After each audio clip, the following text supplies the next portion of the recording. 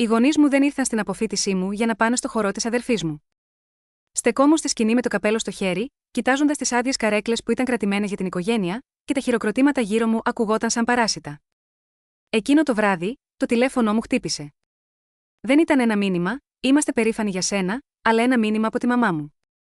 Στείλε $2.000 για τα μαλλιά και το φόρεμα της αδερφής σου. Κοίταζα την οθόνη μου μουδιασμένη μέχρι που κάτι μέσα μου τελικά έσπασε. 3 μέρες αργότερα, έλαβα ένα άλλο μήνυμα. Δεν είσαι πλέον μέλος της οικογένειας. Νόμιζα ότι αυτό ήταν το τέλος, μέχρι τη νύχτα του χορού της, όταν η αλήθεια αποκαλύφθηκε μπροστά σε όλους. Όταν ήμουν μικρή, η μαμά μου συνήθιζε να λέει: «Μια καλή κόρη κάνει τη ζωή όλων πιο εύκολη». Τότε δεν συνειδητοποιούσα ότι εννοούσε όλους εκτός από μένα. Στο σπίτι μας, η αγάπη κερδιζόταν με χάρες, σιωπή και διατήρηση της ειρήνης. Η μητέρα μου, η Βάλαρη, ζούσε για τις εμφανίσεις. Κάθε οικογενειακή φωτογραφία ήταν σκηνοθετημένη, κάθε λεζάντα προβαρισμένη. Ευγνώμονες καρδιές, ευλογημένες, έγραφε στο διαδίκτυο, ακόμα και αν είχαμε μόλις τσακωθεί για κάτι ασήμαντο, όπως το ότι άφησα τα παπούτσια μου στην πόρτα. Ο πατέρας μου, ο Ρίτσαρτ, έπινε τον καφέ του και μουρμούριζε: «Ας μην το κάνουμε αυτό μάχη, σαν να λύνει κάτι». Και μετά ήταν η Άμπερ το κοριτσάκι της, η λάμψη των αναρτήσεών της τα κοινωνικά μέσα, αυτή που δεν άκουγε ποτέ τη λέξη «όχι». Αν ήθελε μια τσάντα σχεδιαστή, η μαμά το αποκαλούσε «ανταμοιβή», αν ζητούσα καινούρια βιβλία ήταν σπατάλη, εγώ ήμουν η πρακτική, η βοηθός, αυτή που κρατούσε τα πάντα σε τάξη στο παρασκήνιο. Όταν έγινα 17, δούλευα με μερική απασχόληση σε ένα φούρνο για να αγοράσω στην Άμπερ ένα φόρεμα για το χορό, γιατί η μαμά είπε: «Αυτό κάνουν οι καλές αδελφές». Την ημέρα που η Άμπερ στριφογύριζε μπροστά στον καθρέφτη, και οι δύο έκλαιγαν. Εγώ απλά στεκόμουν εκεί, καλυμμένη με λουλούδια, προσποιούμενη ότι δεν ήμουν αόρατη. Χρόνια αργότερα, δεν είχαν αλλάξει και πολλά. Το μεταπτυχιακό μου στην οργανωτική ψυχολογία υποτίθεται ότι θα ήταν η διέξοδος μου, η απόδειξη ότι σκληρή δουλειά είχε νόημα. Αλλά την ημέρα της αποφοίτησης, η ψευδαίσθηση έσπασε για τα καλά. Μετά την τελετή, περπάτησα πίσω στο διαμέρισμά μου στο Ντένβερ. Δεν ήταν τίποτα το ιδιαίτερο, απλά ένα στούντιο με μεταχειρισμένα έπιπλα και θέα στο πάρκινγκ, αλλά ήταν δικό μου. Κρέμασα τη στολή στην καρέκλα, κοίταξα το τηλέφωνό μου και περίμενα. Κανένα τηλεφώνημα, κανένα μήνυμα, μόνο σιωπή. Τότε, τα μεσάνυχτα, η καλύτερη μου φίλη Μάγια μου έστειλε μήνυμα: «Η μαμά σου μόλις δημοσίευσε το χορό της Άμπερ στο Facebook». Η λεζάντα λέει: «Τόσο περήφανη για το κοριτσάκι μου». Μερικοί άνθρωποι ξεχνούν πως είναι η πραγματική οικογενειακή υπερηφάνεια. Δεν απάντησα. Απλά κάθισα εκεί με το τηλέφωνο στο χέρι, νιώθοντας κάτι να αλλάζει μέσα μου. Είχα περάσει όλη μου τη ζωή προσπαθώντας να κερδίσω την έγκρισή τους. Εκείνη τη νύχτα, κάτω από το τρεμοπαίγνιο φως της κουζίνας, συνειδητοποίησα ότι δεν το χρειαζόμουν πια. Το επόμενο πρωί, το φως του ήλιου διαπερνούσε τις περσίδες μου σαν να ήθελε να αποδείξει κάτι. Έβαλα παλιό καφέ σε ένα σπασμένο φλιτζάνι και προσπάθησα να μην κοιτάξω το τηλέφωνό μου. Απέτυχα. Υπήρχε ένα νέο μήνυμα από τη μητέρα μου. «Χρειάζομαι $2.000 για το χτένισμα, το μακιγιάζ, τη λιμουζίνα και το φόρεμα της Άμπερ για το χορό». Χωρίς καλημέρα, χωρίς «πώς πήγε η αποφοίτησή σου». Μόνο μια απέτηση. Το διάβασα 3 φορές, ανοιγοκλίνοντας τα μάτια σαν να το φανταζόμουν. Έγραψα: «Έχασες την αποφοίτησή μου». Η απάντησή της ήρθε γρήγορα. «Μην το κάνεις θέμα για σένα. Η οικογένεια βοηθά την οικογένεια». Γέλασα σιωπηλά και πικρά. Η οικογένεια βοηθά την οικογένεια. Αυτή ήταν η αγαπημένη της φράση. Μετάφραση: εσύ θυσιάζεσαι. Εμείς ωφελούμαστε. Κοίταξα γύρω στο διαμέρισμά μου, τα άπλυτα πιάτα, τις σημειώσεις από τη διατριβή μου που ήταν ακόμα σκορπισμένες στον πάγκο. Η σιωπή που με κάποιο τρόπο φαινόταν πιο δυνατή από οποιαδήποτε διαφωνία είχαμε ποτέ. Είχα 2 δουλειές κατά τη διάρκεια του κολεγίου, δεν πήγα διακοπές, δεν κοιμήθηκα, μόνο και μόνο για να τους διευκολύνω. Και τώρα ήθελε $2.000 για μια βραδιά με μπούκλες και λάμψη. Το τηλέφωνο μου χτύπησε ξανά. «Μάγια, είσαι καλά?» της έστειλε ένα screenshot. Μου τηλεφώνησε αμέσως.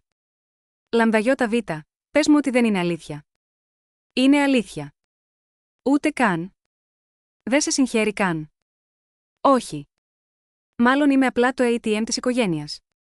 Προσπάθησα να γελάσω, αλλά βγήκε άνοστο. Η Μάγια αναστέναξε. «Μην της στείλεις τίποτα». «Ούτε δεκάρα». Για μια φορά, δεν διαφώνησα. Πέρασαν ώρες. Αγνόησα κάθε δόνηση, κάθε μικρό βουητό από το τηλέφωνό μου. Αλλά όταν τελικά το έλεγξα, υπήρχαν περισσότερα μηνύματα αυτή τη φορά από τον μπαμπά. «Σε παρακαλώ, μην το χαλάσεις αυτό για την αδερφή σου». Το περίμενε με ανυπομονησία.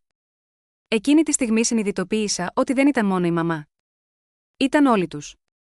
Άνοιξα την τραπεζική μου εφαρμογή και είδα τον παλιό λογαριασμό για την εκπαίδευση στον οποίο η μαμά είχε ακόμα πρόσβαση. Τον είχε ανοίξει πριν από χρόνια για τα δίδακτρά μου. Δεν τον είχα χρησιμοποιήσει από τότε που αποφοίτησα, αλλά το υπόλοιπο φαινόταν χαμηλότερο από μικρομετόνο, τι θυμόμουν.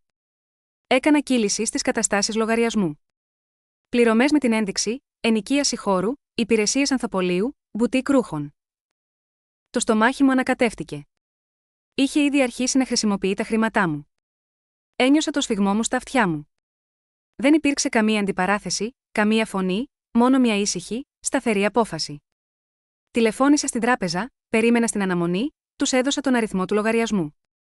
Όταν ο τηλεφωνητής ρώτησε, «Θέλετε να καταργήσετε το δευτερεύοντα χρήστη?» Απάντησα ναι. Η φωνή μου δεν έτρεμε. Αφού έκλεισα το τηλέφωνο, έγραψα ένα μόνο μήνυμα στη μητέρα μου. «Όχι, μόνο αυτό». Λίγα λεπτά αργότερα, η οθόνη άναψε ξανά. «Δεν είσαι πλέον μέλος της οικογένειας». Κοίταξα αυτά τα λόγια μέχρι που θόλωσαν. Ο αέρας φαινόταν αραιός. Ο λαιμός μου έκαιγε. Τότε κάτι μέσα μου. Κάτι που έσπαγε εδώ και χρόνια τελικά σταμάτησε. Διέγραψα τη συνομιλία, κλείδωσα το τηλέφωνό μου και ψιθύρισα σε κανέναν. Ωραία. Δεν έκλαψα. Όχι αμέσως. Απλώς κάθισα εκεί κοιτάζοντας τον άδειο τοίχο απέναντί μου, αφήνοντας αυτές τις 4 λέξεις να αντιχούν μέχρι να χάσουν το νόημά τους.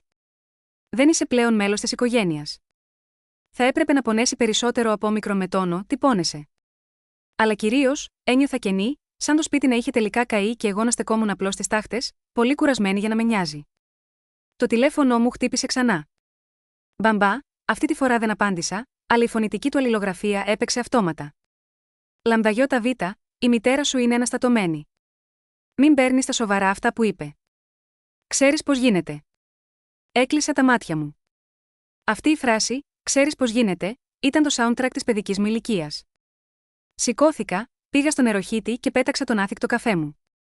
Ο ήχος που έκανε όταν χτύπησε το πορσελάνι ήταν απότομος και τελεσίδικος. Μετά πήρα το λάπτοπ μου και άνοιξα τον browser.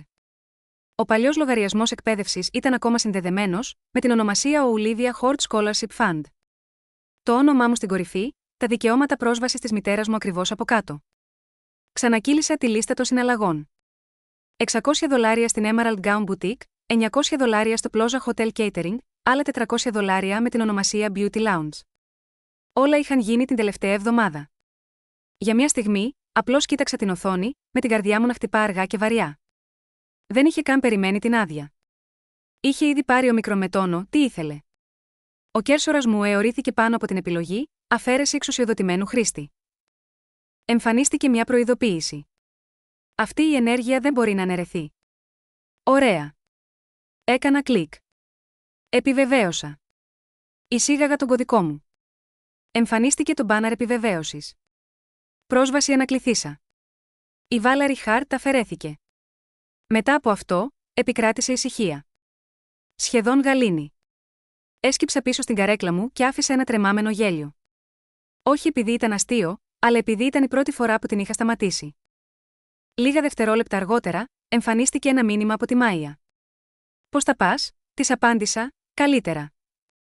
Μου έστειλε ένα emoji με καρδιά. Τότε έκανες το σωστό. Μην τους αφήσεις να σε κάνουν να νιώσεις ξανά ένοχη. Δεν είχα σχεδιάσει τι θα ακολουθούσε. Δεν χρειαζόταν. Ο χορός αποφοίτησης ήταν σε 2 μέρες. Η μητέρα μου δεν είχε ιδέα ότι ο λογαριασμός είχε κλείσει. Θα εμφανιζόταν χαμογελαστή μπροστά στις κάμερες, περήφανη για την τέλεια βραδιά της, χωρίς να γνωρίζει ότι τα φώτα της δημοσιότητας που αγαπούσε τόσο πολύ ήταν έτοιμα να την εκθέσουν. Για πρώτη φορά, δεν φοβόμουν την αντίδρασή της. Ήμουν περίεργη. Το Denver Plaza έμοιαζε σαν ένας πολυέλαιος που είχε αποφασίσει να γίνει κτίριο. Χρυσά γυάλινα φώτα ανέβαιναν στις μαρμάρινες κολόνες. Λιμουζίνες μετέφεραν μια σειρά από έφηβους με λαμπερά ρούχα και σμόκιν στο κόκκινο χαλί. Οι γονείς περιφέρονταν με τα τηλέφωνα τους ψηλά, καταγράφοντας αποδείξεις μιας τέλειας ζωής. Πέρασα τις περιστρεφόμενες πόρτες με τα χέρια στις τσέπες του παλτού μου και το email επιβεβαίωσης ανοιχτό στο τηλέφωνό μου. Η πρόσβαση ακυρώθηκε. Η Βάλαρη Χόρτ αφαιρέθηκε. Με χρονοσήμανση. Καθαρό. Ακριβές. Θα μπορούσα να είχα πάει σπίτι. Δεν το έκανα. Βρήκα ένα καφέ απέναντι, Κάθισα δίπλα στο παράθυρο και παρακολούθησε την αίθουσα χορού να γεμίζει σαν χιονόμπαλα. Μουσική, γέλια, επιμελημένη χαρά. Μέσα από το γυαλί, είδα την Άμπερ να βγαίνει από ένα λευκό SUV με ένα ασημένιο φόρεμα που αντανακλούσε κάθε φως σαν καθρέφτης. Κούνησε τα μαλλιά της και πόζαρε για φωτογραφίες. Η μητέρα μου στεκόταν δίπλα της με ένα εφαρμοστό ναυτικό φόρεμα, τους ώμους πίσω, με το σταθερό κοινωνικό χαμόγελο κολλημένο στο πρόσωπό της. Χαιρέτησε κάποιον, και μετά έστρεψε την Άμπερ έτσι ώστε το πολυέλαιος του λόμπι να της πλαισιώνει τέλεια. Ακόμα και από εδώ, ήξερα τη λεζάντα που ήδη συνέγραφε. Το περήφανη δεν αρκεί για να το περιγράψει. Ήπια μια γουλιά νερό και κοίταξα την ώρα. Οι συναλλαγές για εκδηλώσεις αυτού του μεγέθους συνήθως γίνονταν με κατάθεση νωρίτερα στην εβδομάδα. Τελική καταγραφή κατά το check-in ή πριν από τη μεγάλη στιγμή. Η τράπεζα μου είχε πει τι θα συνέβαινε όταν μια χρέωση έφτανε σε άκυρη εξουσιοδότηση. Τίποτα δραματικό, απλά μια απόρριψη. Μια μικρή, ανιαρή λέξη που κλείνει πόρτες. Η μπάντα έπαιξε μια αργή pop μπαλάντα. Οι έφηβοι μεταφέρθηκαν στην πίστα. Χέρια δέξια, πρόσωπα σοβαρά. Μέσα από το παράθυρο, οι Βάλαροι κινούνταν σαν σκηνοθέτης, ψιθυρίζοντας τον MC, στο συντονιστή, στο σερβιτόρο που κουβαλούσε ένα δίσκο με ροζ ποτά. Έμοιαζε με τη γυναίκα που πίστευε ότι ήταν η κινητήρια δύναμη της βραδιάς. Η πόρτα του καφέ χτύπησε. 2 υπάλληλοι του ξενοδοχείου με μαύρα γυλαίκα έτρεξαν να πάρουν περισσότερες χαρτοπετσέτες. Ένας από αυτούς μίλησε χαμηλόφωνα σε ένα ακουστικό. Είχαν καθυστερήσει σε κάτι. Τα μάτια του σερβιτόρου με κοίταξαν σαν υδράργυρος. Τότε εξαφανίστηκαν πίσω στο λόμπι. Άνοιξα ξανά το email μου, διάβασα τη γραμμή που είχα ήδη απομνημονεύσει. Ακύρωση με άμεση ισχύ. Δεν ήταν ο θυμός που με ζέστανε. Ήταν η καθαρότητα ενός ορίου που επιτέλους διατηρήθηκε. Πλήρωσα για το νερό και διέσχισα τον δρόμο. Το λόμπι μύριζε γαρνιτούρες και καινούριο χαλί. Ένας βαριεστημένος φύλακας σήκωσε το χέρι του. Σήκωσα και εγώ το δικό μου, όπως κάθε άλλος ξένος που περνάει για να πάει στις τουαλέτες. Δεν χρειαζόταν να πάω πουθενά. Απλά χρειαζόταν να είμαι αρκετά κοντά για να ακούσω όταν θα σχηματιζόταν το πρώτο ράγισμα. Οι πόρτες της αίθουσας χορού ήταν ανοιχτές. Στάθηκα στη σκιά ενός φοίνικα. Χρωματιστά φώτα κουνιόντουσαν σε έναν τοίχο με λευκή κουρτίνα. Ο MC με το ψεύτικο μαύρισμα και τα κλειστά δόντια μιλούσε δυνατά στο μικρόφωνο για αναμνήσεις που θα θυμάσαι για μια ζωή. Ο συντονιστής χτύπησε 2 φορές τα χέρια για να δώσει το σύνθημα. Ένας σερβιτόρος έτρεξε προς το τραπέζι του τεχνικού.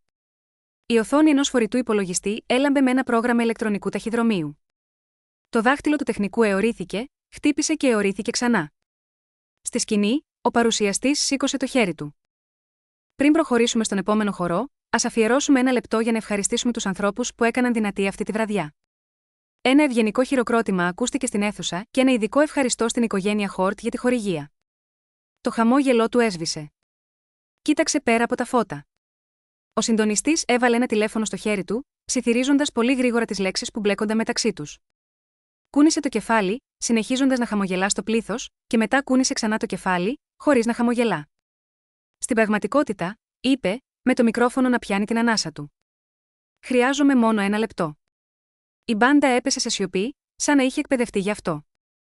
Οι συνομιλίες μειώθηκαν σε ψίθυρους. Η αίθουσα ανήκε τώρα στη σιωπή. Ένας μάνατζερ με μαύρο κοστούμι βγήκε στο πλάι της σκηνής.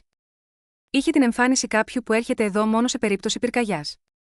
Πήρε το μικρόφωνο από τον MC, κατάπιε 1 φορά και επέλεξε την επίσημη ομιλία. «Καλησπέρα», είπε. «Συγγνώμη που διακόπτω. Αντιμετωπίζουμε ένα πρόβλημα με την πληρωμή της εκδήλωσης. Μόλις προσπαθήσαμε να εκτελέσουμε την τελική εξουσιοδότηση. Απορρίφθηκε». Τα λόγια του έπεσαν σαν πλάκα. Συνέχισε να είναι απόλυτα επαγγελματίας. Για λόγους διαφάνειας, το σύστημά μας δείχνει το όνομα του κατόχου της κάρτας στο αρχείο ως Ολίβια Χόρτ. 100 κεφάλια στράφηκαν σαν κοπάδι. Ένιωσα τον αέρα να στρέφεται προς το μέρος μου, αν και στεκόμουν στο σκοτάδι. Ο λαιμός της Βάλαρη στράφηκε προς το μάνατζερ. Σήκωσε το πηγούνι της. «Αυτή είναι η μεγαλύτερη κόρη μου», είπε, με φωνή γεμάτη οργή που μεταμφιέζεται σε γοητεία. «Έχει δημιουργήσει τον εκπαιδευτικό λογαριασμό πριν από χρόνια. Πρέπει να έχει γίνει κάποιο λάθος». Ο διευθυντής δεν διαφώνησε. Κράτησε την οθόνη του τηλεφώνου του σε κλίση, ώστε να μπορούν να τη δουν τα μπροστινά τραπέζια. «Έχουμε ένα email επιβεβαίωσης της ακύρωσης», είπε. «Υπογεγραμμένο από τη Βάλαρη Χόρτ. Με ημερομηνία πριν από 2 βράδια». Διάβασε την ώρα. Διάβασε το θέμα. Αφαίρεση εξουσιοδότησης. Ο ήχος δεν εξαφανίζεται σε ένα τόσο μεγάλο δωμάτιο. Συμπιέζεται. Γίνεται ψίθυρος με αιχμηρές άκρες. Κάποιος κοντά στη σκηνή είπε: «Θεέ μου». Κάποιος άλλος δεν είναι έτσι. Η Άμπερ Τι στεκόταν δίπλα στη σκάλα της σκηνής, κρατώντας το μπουκέτο της, με τα μάτια της τόσο ανοιχτά όσο τα στρά στο φόρεμά της. «Μαμά», είπε, μισό ψίθυρος, μισό προειδοποίηση. Το χαμόγελο της Βάλαρη έσβησε όπως σβήνει ένα κερί. Έφτασε το χέρι της στο μικρόφωνο. Ο διευθυντής έκανε ένα βήμα πίσω. «Ας το λύσουμε αυτό ιδιωτικά», είπε, με τη φωνή της να βγαίνει από το περίβλημά της. «Η κόρη μου αξίζει τη βραδιά της». Ο διευθυντής κούνησε το κεφάλι με λύπη, ένα μη που είχε χρησιμοποιήσει και πριν. «Θα συνεχίσουμε μόλις διευθετηθεί το θέμα». Η Βάλαρη γύρισε προς τον συντονιστή. «Ξεκινήστε πάλι». Γύρισε προς έναν άντρα με ακουστικά. Τώρα προσπάθησαν. Φυσικά και προσπάθησαν. Το τραπέζι των τεχνικών βούιζε, οι οθόνες ανανεώνονταν. Η μπάντα προσποιούταν ότι συντονιζόταν. Ένας έφηβος έβηξε στο μανίκι του. Η δεύτερη απόρριψη ήρθε με ένα απαλό ηλεκτρονικό σήμα που κανείς δεν μπορούσε να ακούσει. Μετά μια τρίτη, μετά μια τέταρτη. Κάθε μικρή αποτυχία έφερνε την αλήθεια πιο κοντά στο κέντρο της αίθουσας. Τα χείλη της Άμπερ έτρεμαν. «Μαμά», είπε ξανά, μικρότερη. Η Βάλερη τελικά κοίταξε το πλήθος. Γονείς που γνώριζε, γονείς τους οποίους είχε κάνει κήρυγμα για φιλανθρωπικές δημοπρασίες και πωλήσεις γλυκών. Μητέρες τις οποίες είχε πει πως να ντύνονται, πατέρες τους οποίους είχε στριμώξει για δάκρυα χορηγίας. Για πρώτη φορά όλη τη νύχτα τους είδε να την κοιτάζουν. «Πού είναι η Ολίβια?» ρώτησε κάποιος πολύ δυνατά. «Δεν είναι αυτή που έχει το πτυχίο, δεν ήταν για μένα, αλλά τα πόδια μου κινήθηκαν ούτως ή άλλως. Βγήκα από τη σκιά και μπήκα στο φως στο πίσω μέρος. Η Βάλερη με βρήκε όπως μια πηξίδα βρίσκει το βορρά. «Εσύ», είπε. Δεν ήταν χαιρετισμός. Ήταν μια κατηγορία με μαργαριτάρια. Κράτησα τα χέρια μου στις τσέπες του παλτού μου. «Εγώ, εσύ το κάνεις αυτό», είπε με υπερβολικά ήρεμη φωνή. «Ταπεινώνεις την αδελφή σου». «Όχι, εσύ το έκανες όταν χρησιμοποίησες το λογαριασμό μου χωρίς να ρωτήσεις», απάντησα. Έκανε ένα βήμα, από αυτά που κάνεις όταν νομίζεις ότι η ένταση της φωνής θα σε δικαιώσει. «Εγώ σε μεγάλωσα. Εγώ σε τάισα. Εγώ». «Δεν είναι δικαστήριο εδώ», είπε ο διευθυντής με ήρεμο τόνο. Αλλά μας άφησε να μείνουμε στο ανοιχτό χώρο, γιατί το δωμάτιο ήταν ήδη μάρτυράς μας. «Η οικογένεια βοηθάει την οικογένεια», είπε η Βάλαρη, και η φράση είχε γεύση σκουριάς. Έγνεψα προς τη σκηνή. Αυτό μου έλεγαν για χρόνια. Ο παρουσιαστής προσπάθησε να σώσει την κατάσταση. «Γιατί δεν κάνουμε ένα μικρό διάλειμμα?» Αλλά ήταν πολύ αργά για ομαλές μεταβάσεις. Τα κινητά ήταν παντού. Μερικά στραμμένα προς εμένα, περισσότερα προ τη Βάλαρη, μερικά προ την Άμπερ, με το μάσκαρα να χαράζει σκοτεινά μονοπάτια στα μάγουλά της. Η Βάλαρη έσπευσε να δώσει μια εξήγηση. «Είναι ζηλιάρα», είπε στο πλησιέστερο τραπέζι με φωνή που ανέβαινε. Πάντα ήταν ζηλιάρα. «Δεν αντέχει που η αδελφή της σταμάτησε», είπε η Άμπερ. Δεν ήταν δυνατά, αλλά ήταν κοφτερό. «Σταμάτα». Η Βάλαρη ανοιγόκλεισε τα μάτια, ευνηδιασμένη από το λάθος πρόσωπο, επαναστατημένη. Η Άμπερ αγκάλιασε το μπουκέτο σαν να ήταν σωσίβιο. Χρησιμοποίησε τα χρήματά της, η Βάλαρη δεν απάντησε. Δεν μπορούσε να πει ναι. Δεν μπορούσε να πει όχι. Της τελείωσαν τα ρήματα. Ο διευθυντής καθάρισε το λαιμό του. «Μπορούμε να προχωρήσουμε αν δοθεί άλλος τρόπος πληρωμής». Ήταν αρκετά ευσπλαχνικός ώστε να μην το πει αμέσως. Ο Ρίτσαρντ εμφανίστηκε πίσω από τη Βάλερη, σαν να είχε τρέξει από το πάρκινγκ. Δεν ήταν ντυμένος για τις κάμερες. Ήταν ντυμένος σαν άντρας που τον είχαν καλέσει αφού είχε ξεκινήσει η φωτιά. «Βαλ», μουρμούρισε. «Ας βγούμε έξω». Του έσπρωξε το χέρι χωρίς να τον κοιτάξει. «Δεν πάμε πουθενά». Με κοίταξε από μακριά. Τα μάτια του ήταν υγρά και κουρασμένα. «Ζήσε», είπε απαλά. «Σε παρακαλώ, δεν είχα τίποτα γι' αυτόν. Όχι θυμό, όχι ήκτο, μόνο την ηρεμία που είχα κερδίσει». Ο συντονιστής ψιθύρισε κάτι στο διευθυντή, ο οποίος κούνησε το κεφάλι και απευθύνθηκε ξανά στην αίθουσα. «Θα κάνουμε ένα διάλειμμα 15 λεπτών», είπε. «Σνακ και νερό είναι διαθέσιμα στο φουαγέ». Τα φώτα άναψαν. Το ξόρκι έσπασε.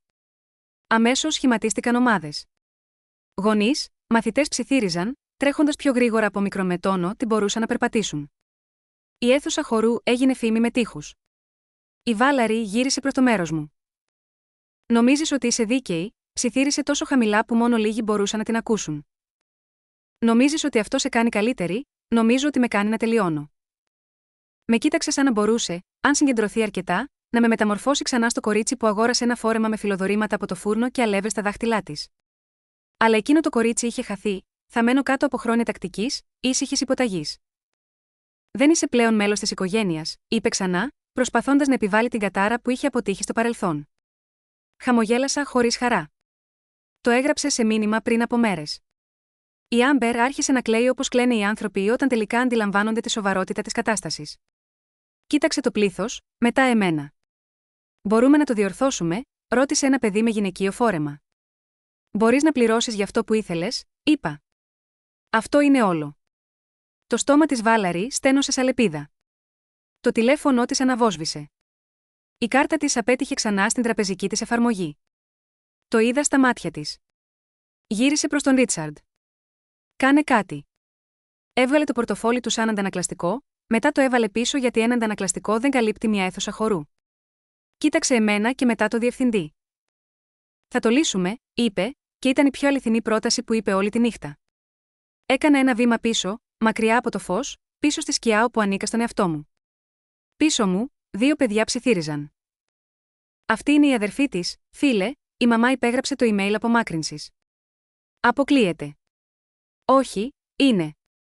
Στην πόρτα, σταμάτησα. Η μπάντα δοκίμαζε την αρμονία. Ο παρουσιαστής έψαχνε τις κάρτες με τις σημειώσεις του, σαν να υπήρχε κάποια οδηγία γι' αυτό. Η Βάλαρη στεκόταν ακίνητη σαν βασίλισσα χωρίς θρόνο, ενώ οι φίλοι της Άμπε την οδηγούσαν μακριά από τη σκηνή, ψιθυρίζοντας συγγνώμες που δεν τους άνοικαν. Δεν ύψωσα τη φωνή μου. Δεν έκανα καμία ομιλία. Πέρασα από τα λουλούδια του λόμπι και βγήκα στο νυχτερινό αέρα που μύριζε βροχή και πέτρα της πόλης. Το γυαλί αντανακλούσε για ένα δευτερόλεπτο την αίθουσα χορού και μετά μου επέστρεψε τη δική μου εικόνα. Οι άνθρωποι πιστεύουν ότι η εκδίκηση είναι θορυβώδης. Μερικές φορές είναι απλώς η μείωση της έντασης του ήχου για το άτομο που συνήθιζε να ελέγχει την αίθουσα. Απέναντι, τα φώτα του καφέ τρεμόπαιζαν. Μια ειδοποίηση εμφανίστηκε στο τηλέφωνό μου. Ένα μήνυμα συστήματος που είχα ρυθμίσει να προωθώ από την τράπεζά μου. Η απόπειρα χρέωσης απορρίφθηκε. Αναφερόταν ο προμηθευτής και η ώρα. Μετά άλλο ένα και άλλο ένα. Κάθε ένα ήταν ένα τελεία στο τέλος μιας πρότασης που έγραφα από τα 17 μου. Κοίταξα για τελευταία φορά από τα παράθυρα του ξενοδοχείου. Ο παρουσιαστής ήταν πάλι στο μικρόφωνο και προσπαθούσε να ακούγεται χαρούμενος ενώ ανακοίνωνε ότι υπήρχε νερό στο φουαγέ. Έφηβοι με πουλιες σύρθηκαν προς τις πόρτες, με τα μάτια τους ορθάνυχτα και τις ψίθυρες τους φωτεινές. Δεν χρειαζόμουν φινάλε. Είχα πάρει αυτό για το οποίο ήρθα, την αλήθεια σε μια σκηνή που είχε χτίσει η μητέρα μου για τον εαυτό της. Τότε αποκαλύφθηκε η αλήθεια για τη βραδιά του χορού της. Μέχρι το πρωί, η ιστορία είχε ήδη διαδοθεί. Κάποιος είχε τραβήξει ολόκληρη τη σκηνή στον Denver Plaza. Τις απορριφθήσεις πληρωμές, τον καυγά, ακόμα και τη φωνή της μητέρας μου που έσπαγε στο μικρόφωνο. Έφτασε στο Facebook πιο γρήγορα από όμικρον με τόνο τι μπορούσε να διαγράψει τις παλιές της αναρτήσεις. Ο τέλειος κόσμος της Βάλαρη κατέρευσε σε υψηλή ευκρίνεια. Οι άλλοι γονείς σταμάτησαν να απαντούν στα τηλεφωνήματά της. Οι φίλοι της Άμπερ αφαίρεσαν τις ετικέτες από τις φωτογραφίες. Η Επιτροπή του Χορού εξέδωσε μια δημόσια δήλωση χαρακτηρίζοντάς το ως ένα ατυχές παρεξήγηση, αλλά όλοι γνώριζαν την αλήθεια. Ο μπαμπάς προσπάθησε να με καλέσει 3 φορές. Δεν απάντησα. Το τελευταίο φωνητικό μήνυμα ήταν ένα ψίθυρος. Λυπάμαι, λαμδαγιώτα Β, έπρεπε να ήμασταν εκεί. Δεν χρειαζόμουν να ακούσω περισσότερα. Οι συγγνώμες μετά την αποκάλυψη δεν ήταν λύτρωση. Ήταν επιβίωση. Μια εβδομάδα αργότερα, μετακόμισα σε ένα μικρό διαμέρισμα στο Σιάτλ για τη νέα μου δουλειά σε μια εταιρεία συμβούλων.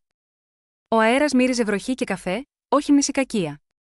Άνοιξα τα κουτιά αργά, ένα-ένα, μέχρι που έφτασα στο πλαίσιο που περιείχε το δίπλωμά μου. Η κορδέλα από την αποφοίτηση ήταν ακόμα κρυμμένη πίσω από το γυαλί. Το κρέμασα πάνω από το γραφείο μου, δίπλα στο παράθυρο. Το φως του ήλιου έπεφτε πάνω στη χρυσή σφραγίδα, απαλό και ζεστό. Για μια στιγμή, φαντάστηκα τη μαμά να το βλέπει, όχι μέσα από φακό ή φίλτρο, αλλά όπως ήταν πραγματικά. Ήσυχα κερδισμένο. Δικό μου. Ένα email ειδοποίησε τον Dr. Gitman, τον συμβούλό μου. Όταν οι άνθρωποι δεν μπορούν να σε χειροκροτήσουν, είναι επειδή δεν προορίζονται να κάθονται στο ακροατήριό σου. Χαμογέλασα. Για πρώτη φορά, δεν ένιωσα απώλεια. Ένιωσα ειρήνη. Στάθηκα στο μπαλκόνι μου εκείνο το βράδυ, βλέποντας τον ορίζοντα του Σιάτλ να χάνεται σε χρυσό και γκρι. Η πόλη βουίζε ήσυχα από κάτω. Χωρίς χειροκροτήματα, χωρίς κρίσεις, μόνο η ζωή που προχωράει. Πήρα μια βαθιά ανάσα, από αυτές που σε κάνουν να νιώθεις ότι ξεκινάς από την αρχή, και ψιθύρισα: η σιωπή δεν είναι παραίτηση. Είναι γαλήνη. Αν έχετε βρεθεί ποτέ στη θέση του αποκλεισμένου, του ξεχασμένου, του παραμελημένου, θυμηθείτε αυτό. Το να απομακρύνεστε δεν σημαίνει ότι χάσατε. Σημαίνει ότι τελικά επιλέξατε τον εαυτό σας. Μοιραστείτε την ιστορία σας στα σχόλια και πατήστε εγγραφή για να μην χάσετε το επόμενο.